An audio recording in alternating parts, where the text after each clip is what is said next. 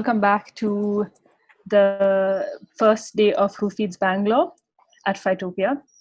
Who Feeds Bangalore is an exploratory project, research project into the different forces that shape how the city of Bangalore eats. It's a participatory project fueled by strong doses of curiosity and collective community thinking and doing to get a clearer idea of the people who feed Bangalore.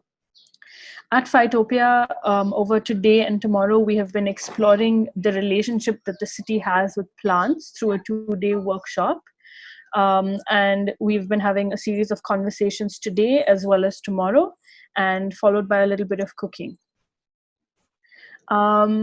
This session is in collaboration with the Bangalore Sustainability Forum, which is an inter-institutional collaborative initiative that aims to address issues relating to the long-term sustainability of urban and peri-urban landscapes.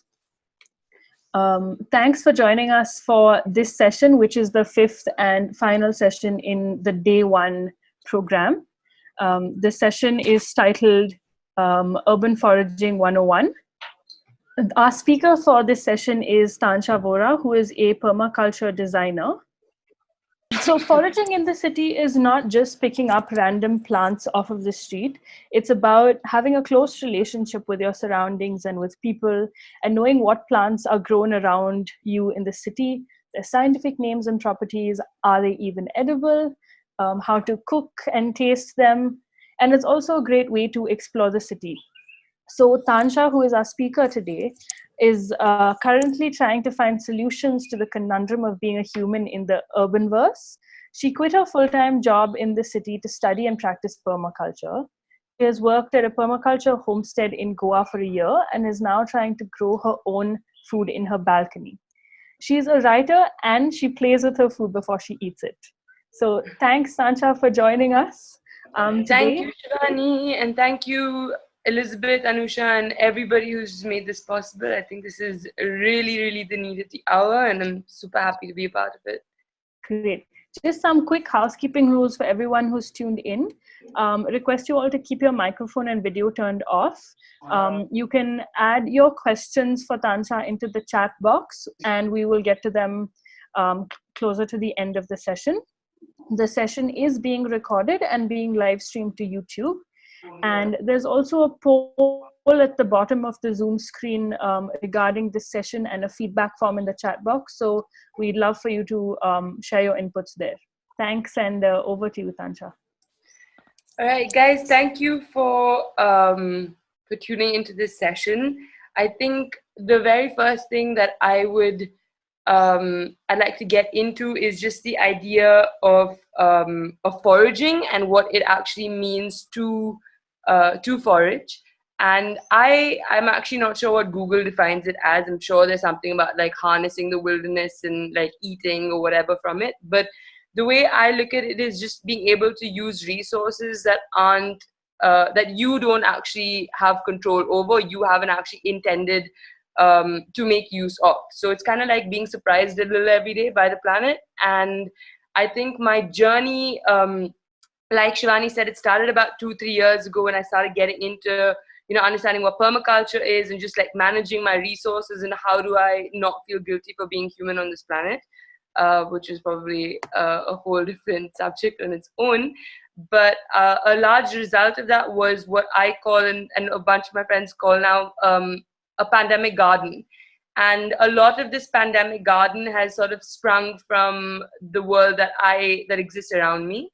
And it started just from like honestly just walking about and being like, oh, this little bird's eating that, or that little insect's eating that. I wonder if I can eat it. I wonder why they're eating it, or what's going on, like what's happening there. And so really just curiosity that just started emerging into, wait, how can I harness this? Like, how do I get to be a part of this?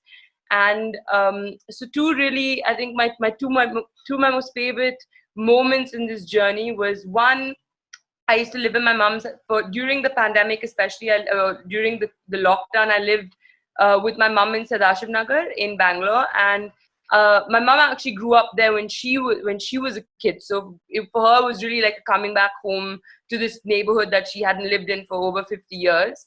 And every evening, you know, I would go for a walk and I would find these huge emergent silk cotton trees that you know, they're called, I think, kapok, or the scientific name, well, I'll get to that. So silk cotton, and I would walk and I would see these pods, you know, just like on the ground everywhere, and I'd be like, oh wait, you know, what's going on?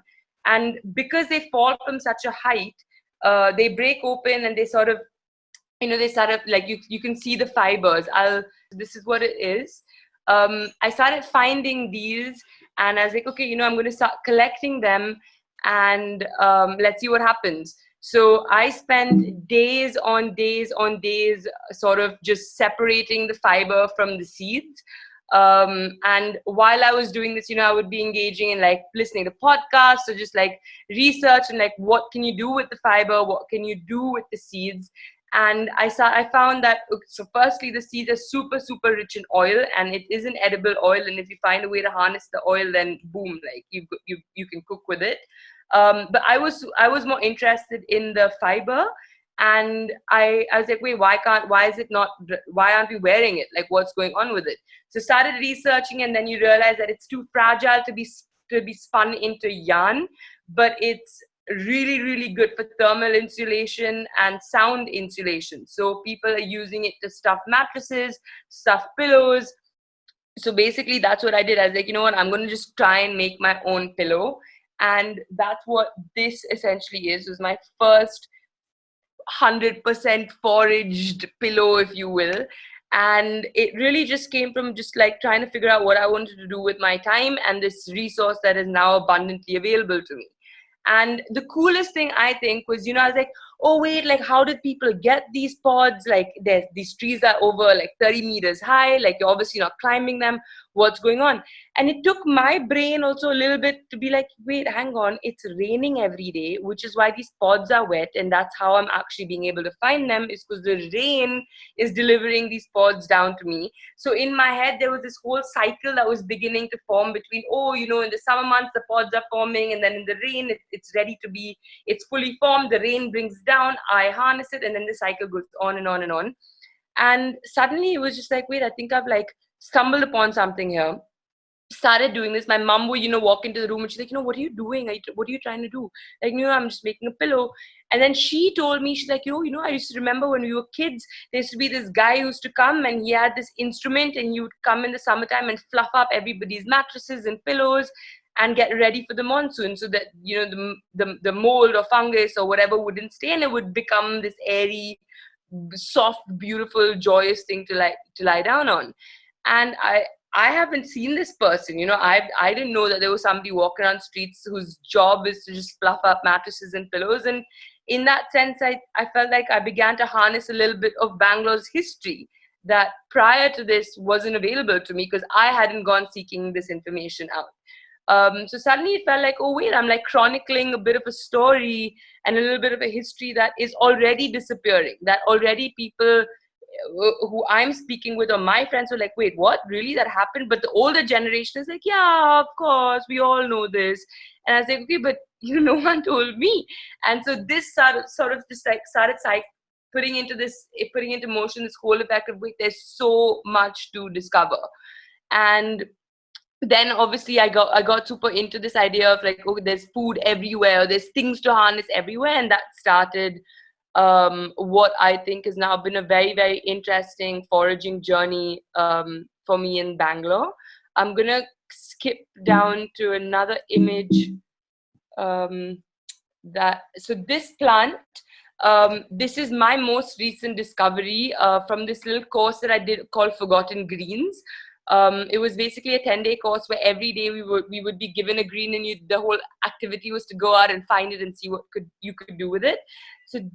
So this one's called the Commelina bengalensis. It's a very small plant, and this, if you look closely, the flowers, they're so cute. They form in like this little the part of the leaf, and it's just so cute when you to see. And essentially the top few leaves of this plant are to be harvested. You can eat them, so you just cook it like you would any other green.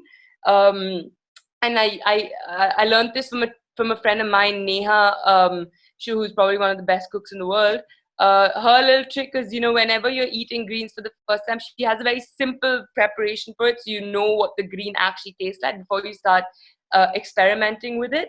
And this one is also, it can be made into a paste and applied topically on wounds to help disinfect and sort of, heal the process. And initially I started looking for this plant, and I was like, no, I can't find it. I'm finding other things that look like it, but it's not this one. And now, believe it or not, I see this plant everywhere. And I'm not sure if it's because it's suddenly become more abundant. I think it's because I know now what I'm looking for, and it's just popping up everywhere, and it's just the most glorious thing. These are butterfly seed pods that I found actually growing on the wall side of my building in Bangalore.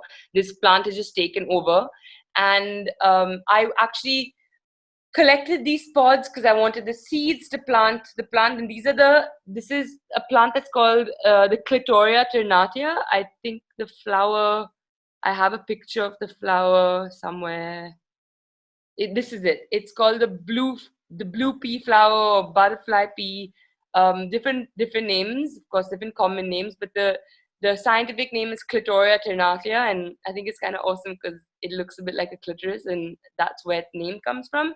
And I also believe that that's where the idea that this flower, or making tea from this flower, is especially good for female reproductive systems. So I would make a little tea out of this, and it's that glorious one where you add a little drop of lemon, and it changes from this most beautiful blue to this like almost violent purple. And I would hang out with my niece and nephew and show them this, and they were just like, oh my God, it's like an experiment. So it's super, super interesting to see. And through research and over the course of just trying to see what I could do with this plant, I also realized that the leaves are edible. So a handful of green leaves every day, the fresh young leaves, I would just pick up, and whatever I'm cooking in, one handful sort of goes in. And the idea for what's interesting is I didn't actually approach this with the idea of eating it. I approached it with the idea of I just want this beautiful flower to grow everywhere around me. And my foraging act was just sort of seed saving. I just wanted to go harness seeds and use the pods, use the seeds to plant. But then now I have these like pods that are just shells, and there's a lot of them. And I didn't know what to do, and I was looking for mulch as well at the time, or just like something that I could cover my plants with and my pots with, so that it helps retain moisture. So boom, these pods just work like magic. They take really long to disintegrate, so you don't have to keep adding more and more and more. They hold their structure, and it's just the most perfect material in that sense to just to use as mulch, or to use as something, just use as like carbon in your compost, even just to combat all your green stuff. So these ones, if you guys can see these little small or yellow orbs, so to speak, these I came across for the first time at the community garden at the Jakur Lake. This is currently being grown and managed by Ananas, who are a urban permaculture design collective. Urban permaculture and landscaping company, but they essentially use permaculture in the way they approach whatever projects they work on. And they were the ones who taught me about these, and these are essentially wild passion fruit. So each little orb you open, and it's just the most delicious little fruit, and it's growing everywhere. So first I found it in Jakur Lake. Then I went for a walk at Sankey Tank, and I found it at Sankey Tank. Then I found it at my house, at my aunt's house that's near Nagwara Lake or Hebba Lake.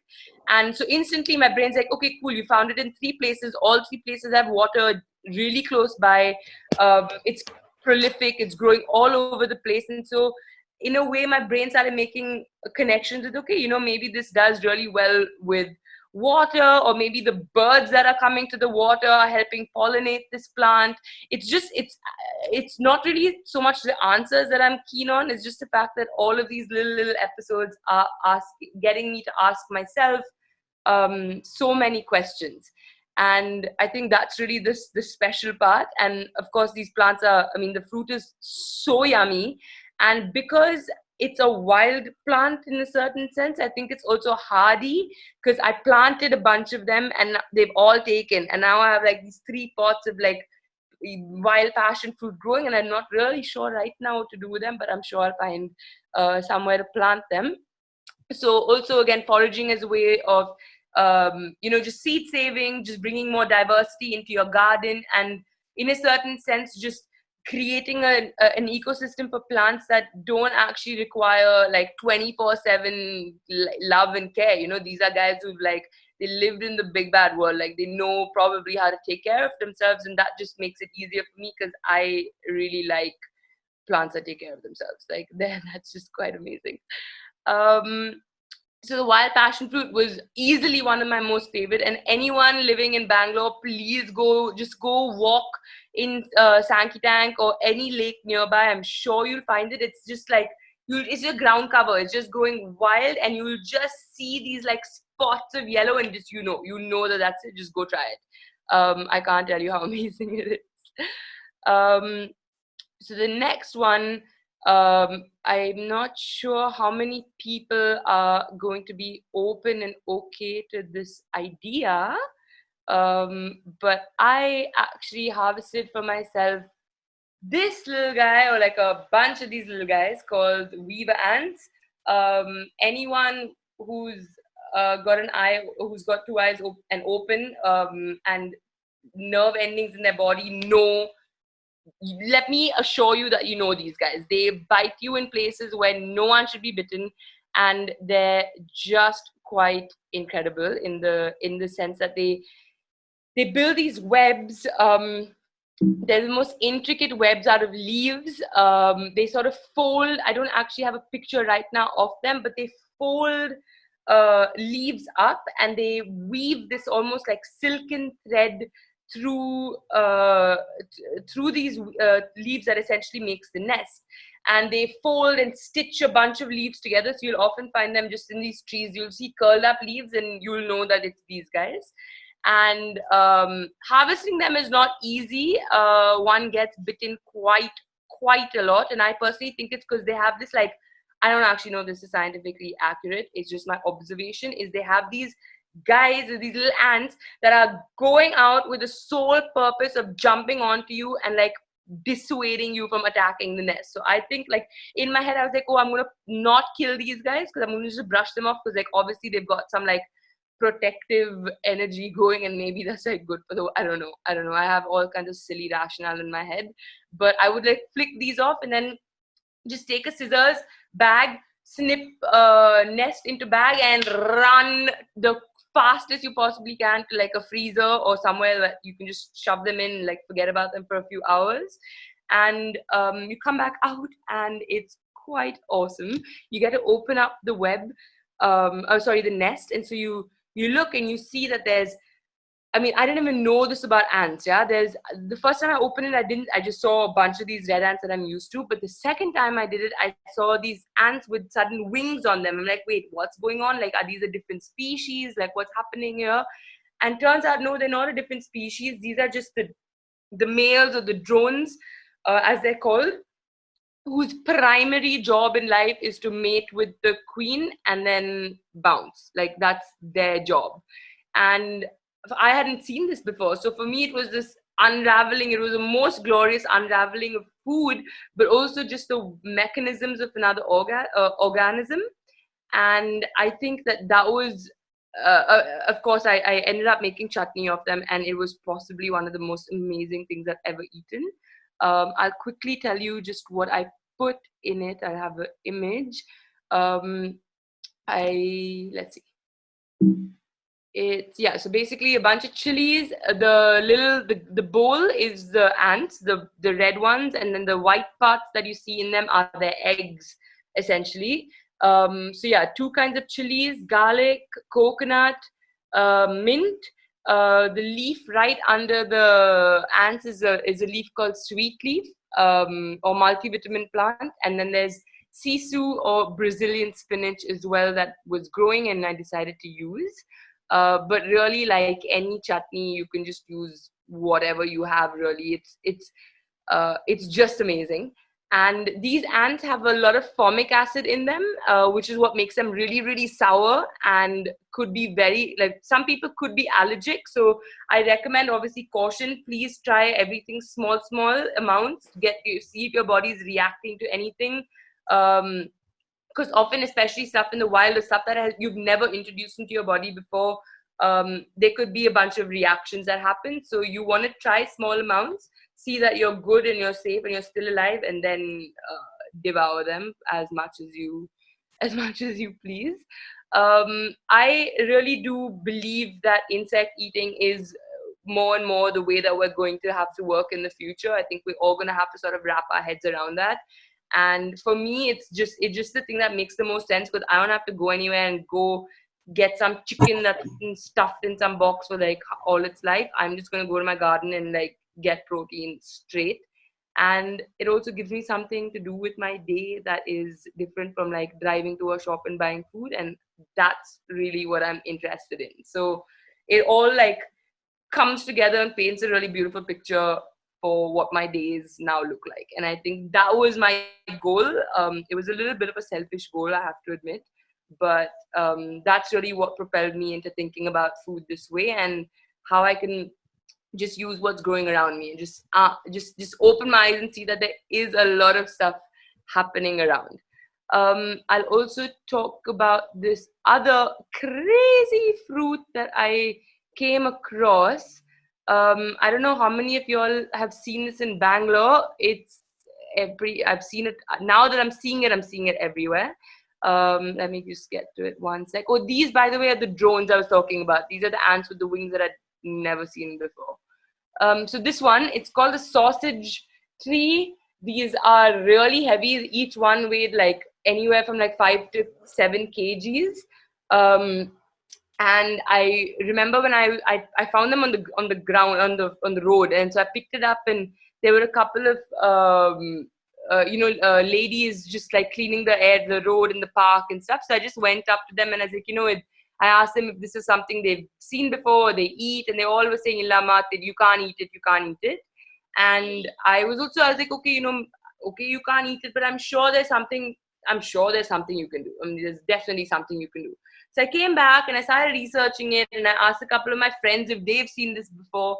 And sure enough, man, people are making alcohol out of it in Kenya. Someone else is making vodka out of it in Ireland. Like, there's mad stuff going down with this tree. I haven't reached a point yet where I want to try and make alcohol out of it. I just use it in the garden. I just let it like decompose in my garden to see what would happen. Like, that was enough of an experiment for me to begin with.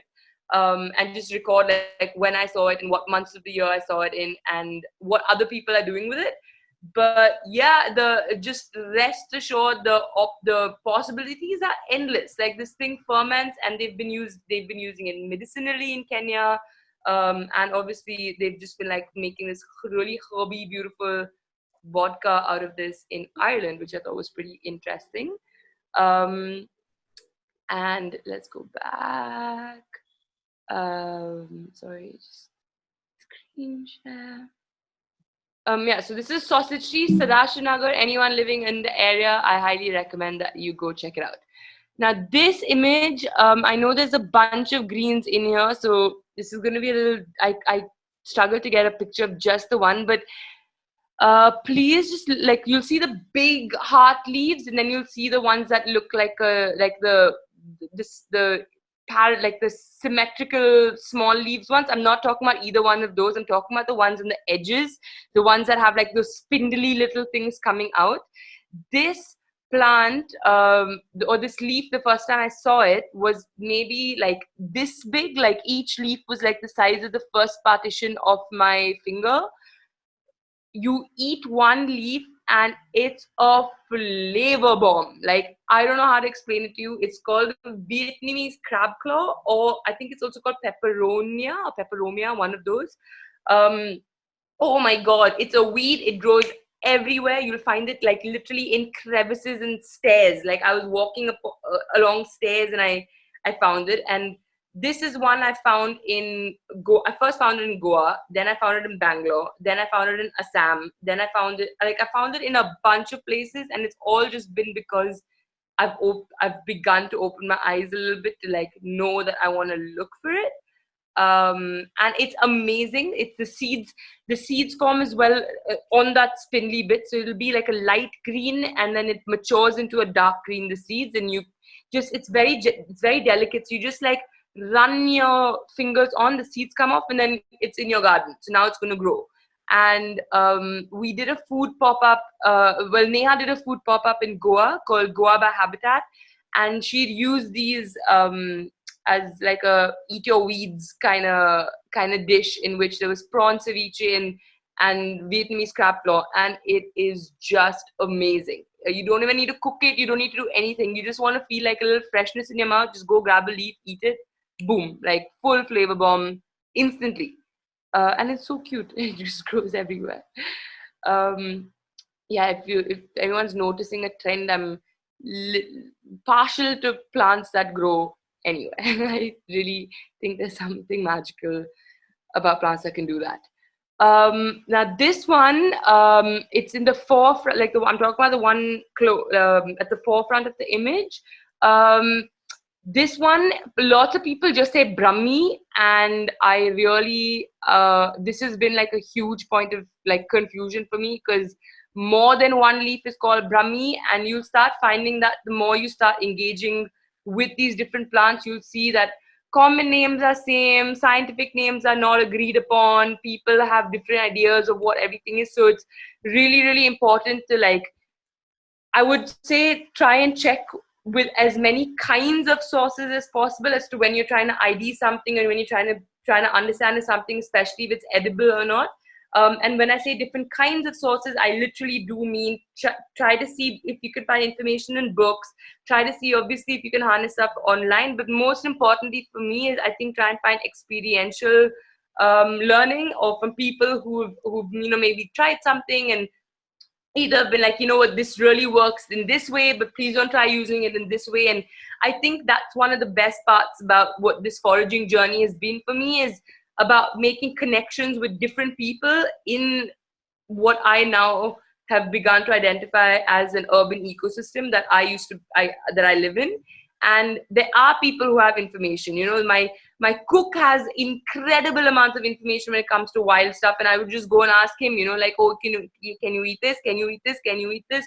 I'd go ask, like, different people from different parts of the country have different experiences. So it's hum nahi ye like, you know, we don't eat this, but oh, over there they eat that. So then it's just about like finding that bit of information that makes sense to you, and then you having like the gumption to be like, I'm gonna try and consume this and see what it does. It's not, I don't always recommend it. There's obviously, please caution, like, do not, like I said, it always comes down to amounts, and toxicity works in that kind of manner in which, you know, you have small quantities. If it's toxic, you will know pretty quickly, and that's how you determine how much of but always know just too much of a good thing. Too much of anything is a good thing or bad thing or something like that.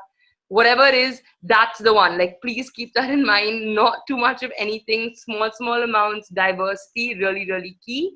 And I think, you know, one of the things that we were talking about when we were doing this, we were talking about the idea of having this conversation, is stuff that I would just find myself asking. And initially, when I started, I was really hesitant to even ask. I was hesitant to even be like, wait, is this just stuff I should already know? Like, who do I ask? Is it a stupid question? Is someone going to just be like, dude, what are you talking about? Like, how do you not already know this? And I just realized that, wait, actually, none of that is important to me, because I still do not possess this information. And my first goal is to possess this information. So I'm going to ask as many questions to as many people repeatedly ask the same question until, because even I want to know, wait, what if their answer is different? What if I caught them on the wrong day and they said something, and then I actually asked again and the answer is different? And this has happened in the past. So I don't have any of those qualms anymore. I really do believe that there is nothing as such a thing as a stupid question. I think it's really important to ask the same question a number of times. And so that's really my approach. And I've been also very lucky to find a huge network of resources that I've tapped into. And that is essentially people who are super, super interested in these kinds of things. And it really is about those connections that you're making and the questions that you're asking. So there's Ananas, who've been awesome at helping me, sort of identify stuff very, very particular to Bangalore, and just edible weeds and stuff. Kiri, Janani, Himanshu are amazing resources to use, and they're super open to have conversations. I have teachers in Goa for my PDC, so there's Peter and Rosie, who I constantly bombard and be like, do you know this leaf? Do you know this leaf? Do you know this flower? What do I do with this? What do I do with that? And it's all this trial and this experience that it's like, oh shit, I failed and it didn't taste good, and nothing is always amazing, huh? Like there've been many times where it's just been like, wait, this is really bitter, man. Like I can't eat this. But then you realize, okay, wait, I can do a little bit of this and I can do a little bit of that, and maybe I like, tone it down, and then it'll be something that I enjoy eating. And I just now have food that I don't have to go to a market and buy. So yeah, I think those are the really important things that I've, sort of been coming across. And I think the more you do it, the more you realize the interconnections between all of these different things, and you start seeing, oh wait, this weed grows in this part. And like, for example, when I saw the Vietnamese crab claw in Goa, and I went to Assam a few months ago, I was like, oh wait, like there's similar rainfall, I'm seeing similar other plants. Where's crab claw? Like, why am I not seeing crab claw? And sure enough, I saw it, I found it. And I think that's what this has basically begun to do for me, is just realize that this world, or this ecosystem that we live in, really is connected. And once you start asking the questions, I'm not saying you find answers, I'm saying you just find a lot more questions. And I think that's really the fun part. Yeah.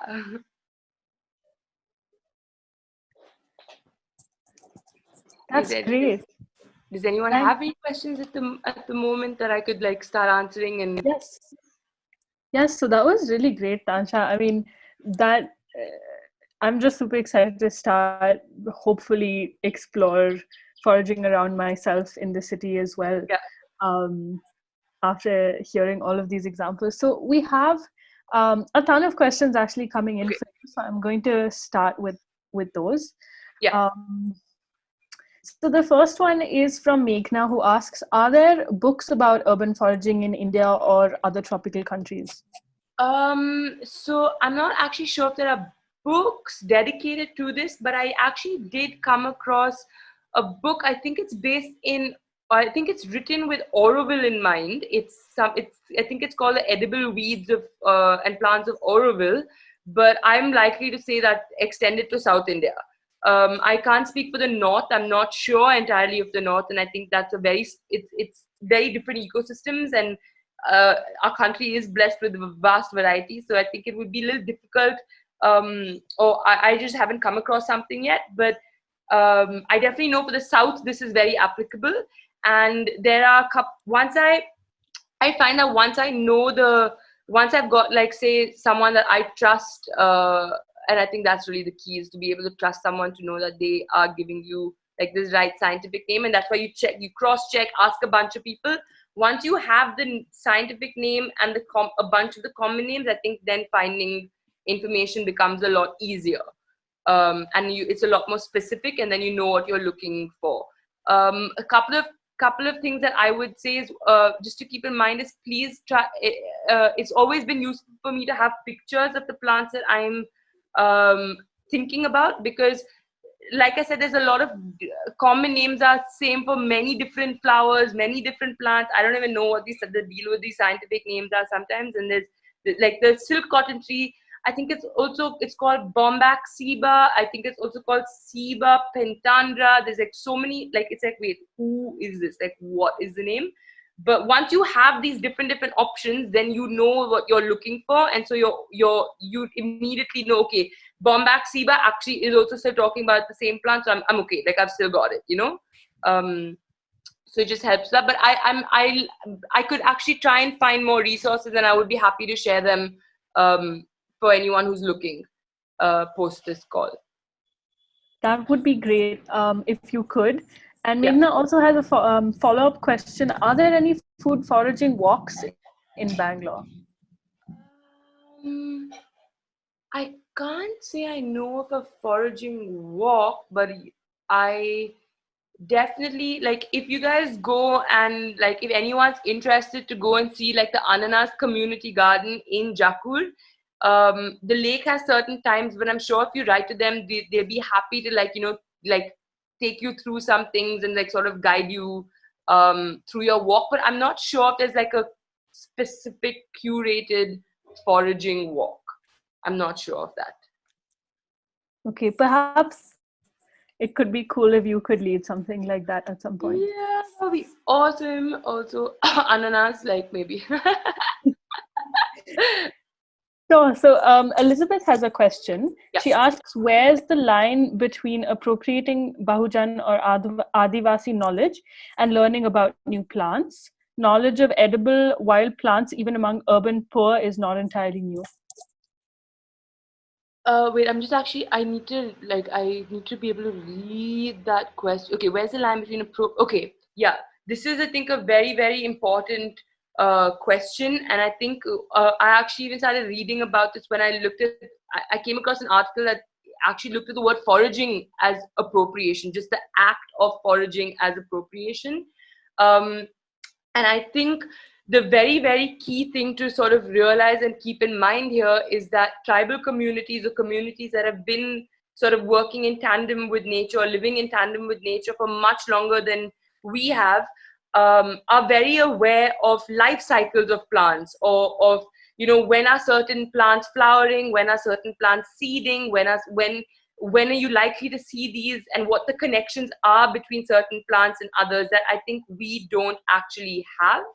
And therefore we are more likely to err on the side of caution, but we're also likely to make a lot of mistakes, because you may go and rip out a plant that actually was just about to seed, or may not be particularly edible, or maybe it's edible but it's not palatable because it's just about to seed, and the plant's energies have gone into creating seed rather than making the leaves, lending the leaves to be sort of tender or tasty in a certain sense. I think they have access to that information, and I think I really do have a lot of respect for that information, because that's what I wish I had. But I think it's become increasingly difficult for these communities to sort of merge, and for these communities to share resources, and for these communities to share information with say, us urban dwelling folk who are also curious and are actually asking these questions. So I think there definitely is there could be the tendency of us appropriating, and I see where the question is coming from, but I also, maybe this is just something I tell myself, I don't know, to sleep better at night, but I think the act of my engaging with the natural world in this sense is just an act of my own curiosity. And I'm not, like, I'm going into this with oh my God, I don't know anything about these plants, and learning anything is me already coming out with something I didn't have. Elizabeth, I'm not sure if I'm like able to answer your question entirely, but I just feel that if we could actually harness information from these communities and sort of to learn the nuances of their respect and their relationships with their ecosystem, I think that's really where the knowledge is. And I think it would really be our luck and blessings to have access to this knowledge. Thank you. Sorry, one more thing. Just to go back to this, is I think the biggest eye opener for me was being able to speak to people who who come from different stratas of society, so to speak. So, like, for example, my cook at home, like, we speak to each other a lot about like, oh, can I eat this, can I eat this, can I eat this? And I think we've developed a relationship where now, like, if actually, like, we have two people who work with my mom at home, and they both sort of have like understood that my interest is in like understanding what I can eat and can't. So now they bring back stuff, like, oh, you can make suppu out of this, or you can make something out of this, and this is good for that, and this is good for that. So now it's just basically me like explaining or trying to get other people to understand that I'm interested in this, and to see if they're interested in that, and now we have something to share and exchange. And I think that's really awesome, because also it's through them, through talking to them, that I realized that even the Kannada names, there are different Kannada names. Different parts of Karnataka call the plant different things. Each one has a recipe that is just like, I've been documenting every day one recipe from my staff at home, and I think that really is like, that's anyway the kind of food I like to eat and the way I like to cook. So it's working out for me really well. Great, thanks for adding that on as well. Yeah. So the next question is from Monojit C, who asks, do you have stories where something didn't work? Like you tried something that was yucky or made you sick? Were there cases where you could not find information about some plant despite your effort? Yeah, actually there has been. Actually, once I thought a plant was another plant, and then I've like believed that it is. I was also just like, oh, I don't need to research this, I need to cross check, like I got this, tried it, it was the most bitter version of like anything I've ever eaten. I was just like, there's no way that this is the same plant. And so I have made mistakes. I am still alive, so none too grievous, dare I say. But I definitely think that someone actually recently just asked me, around Goa you see these colocasia plants that are growing everywhere, and someone asked if they were edible, and I at the time said yeah. And my teacher in Goa, Peter, he sort of drew me to focus on, there's a vast difference between something being edible and something being palatable. And the journey from edible to palatable is where the fun happens. And I think that's really that's also a very subjective experience, because certain people, like, I just don't like bitter taste. Like, that's just not a flavor profile that I gravitate towards. I like really sour taste. But now I've realized that no, bitters are good for me. So I'm trying to harness bitters and trying to eat things that I might be like, oh my God, this is gross, but it's probably good for me. So yeah, there are things that I think are yuck. There are things that I think like have with the colocasia leaves, coming back to those, I didn't know that there was a particular way that you have to cut. So you have to cut the stem of the leaf off. So because I think that's where the alkaloids are, that's where like the irritating stuff that makes your throat swell up and all of that exists in like this one part of the leaf. And another trick someone had taught me was, to leave it soaking in salt water for some time, especially if you're unsure of where it's growing, or if there's pollutants or heavy chemicals or something else nearby. These are all things now that we have to think about when we're foraging in urban spaces, right? Is that there are there is chemicals about. People are using all kinds of things that we may not want in our bodies, and it's very important to know what those things could be and how we would treat the material that we're working with to sort of protect ourselves from those reactions. So I think that's why I also hesitate to eat something raw. When it's foraged, I hesitate. I don't say I don't do it. I hesitate. I prefer to cook it, because cooking things is just also generally a way of us eliminating certain pathogens. Just this idea of like certain parts you realize accumulate toxins, and if you cut and now this, when I asked my mom, she's like, yeah, like everybody knows this. Why? How come you don't know this? I'm like, what do you mean? Like, how is everyone supposed to know this? So I think this is where the experiential learning comes in, and you just have to like, I really don't know how to say this, but man, you just gotta ask questions relentlessly. Be like, kaise banate hai? Kyun banate hai? Aise kyun karte hai? Why do you do this? Why do you do that? Like, just ask. Worst case, someone's going to say, can you please shut up? Like, I'm not interested in answering your questions. That's it. You go find another person. There is no real loss. I think you just stand to gain a lot more.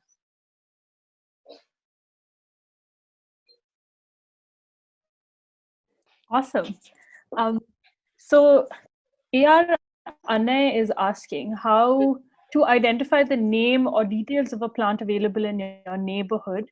Are there apps available? There are apps available, but don't always work. What are your recommendations? Yeah, so essentially, I've tried downloading 1-2 of these apps, and I could be wrong about this, but I think they come from a certain Western lens of like what plants we interact with. So I'm not sure how like updated they are with like plants that are not naturally found in Western parts of or like the West essentially.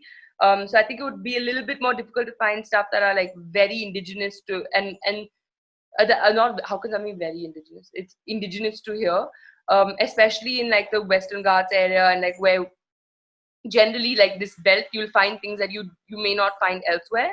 And I think my biggest resource or asset in this manner has just been Instagram and WhatsApp. This is when I had to make a huge switch in my brain about using Instagram as a resource and a tool and not as a validation echo chamber. And once I haven't mastered it yet, I'm not there yet, but I've begun to use it as a tool. So now I've begun to like post pictures and be like, has anybody seen this? Does anybody know? Is there any information anybody has? And there are certain groups. Now there's like this group I was just saying about called Forgotten Greens. It's this wonderful girl called Chutney who's taken upon this initiative to sort of help people build awareness about the greens that are around them and the natural world that exists around them. And she is very open to you taking pictures, asking questions, talking about recipes. There's a bunch of people and farmers who I get my produce from, who I'm able to have conversations with and be like, have you seen this? Do you eat this? So it's a lot of conversation. I think I personally don't rely on apps, because for me the joy, like I said this earlier as well, the joy is in the process of finding that information. Like I've made at least 10 new friends in this process of, hey man, like who is this, like have you eaten this, do you know this? Like I found and I found people, I'm making friends with people who are interested in the things that I like. So it's just, and it's mutually beneficial. We ask each other questions. We're always checking in with each other, be like, found anything new, and I think that's really the interesting part for me.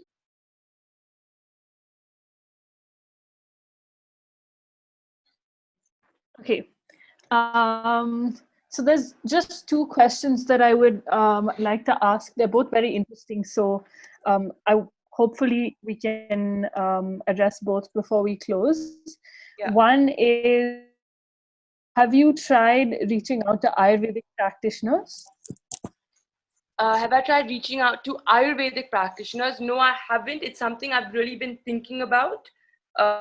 Because I know like Ayurveda is, it's like the epitome of like how to harness the natural world into like medicinally. I haven't gone there yet, but I would definitely be interested in exploring that. Okay. And the last one the last question comes from Neha, who says how to ensure one is not over foraging. Okay. Yeah, that's a really good question. I think for me, the idea has just, this is again something that has come up with permaculture, and this is something that we've talked about a lot, is diversity in your diet. I think it's a lot of people have now come to believe, and my hero is Yuval Noah Harari. Like he is just my hero, and he sort of brought this thought to the forefront that really diversity is the key of life, and it's really what has enabled us to be and to become the beings that we are today. And I think that applies to food. That very much does apply to food. And if you keep that in mind when you're saying, I want to eat a varied diet, I want to eat a diverse diet, you automatically end up you're not eating the same thing every day. You're not eating large amounts of the same thing every day. You're eating small amounts, and you're realizing that once you start foraging, you're also working now with seasons and what is naturally occurring in nature. So a plant is not going to be there. It's not likely to be there all 12 months of the year. it's likely to be there, or in its most edible, palatable form for short, concentrated periods of time. So I think through time, through experience, you know when to find what, and automatically, I think the act of knowing when and bringing diversity into it is, I think, what will allow us to be a little bit more mindful about how I'm consuming this. And of course, you just know that I think like you may not even always have a choice. Like I've gone to a plant one day, be like, oh, I'm going to come back to this tomorrow, and guess what? Like the bees and the birds and the animals aren't waiting for you. Like they're not going to be like, oh, let Tansha first have a pick and then we're going to go. Like they're at it. So it's really you're working with all the other forces in nature, and they're going to help you be mindful whether you like it or not. And so that brings us to the end of this session. Thanks so much, Tansha, for joining us and for doing this. And thanks to everyone who shared so many great questions for you as well. Thank you to everyone who's been joining us for all of these sessions through today. If you have questions for Tansha that haven't been answered, you can follow her and connect with her on Instagram at Tansha Vohra. Don't also forget to check out the other parts of the Phytopia exhibit on the Science Gallery website. Thank you so much.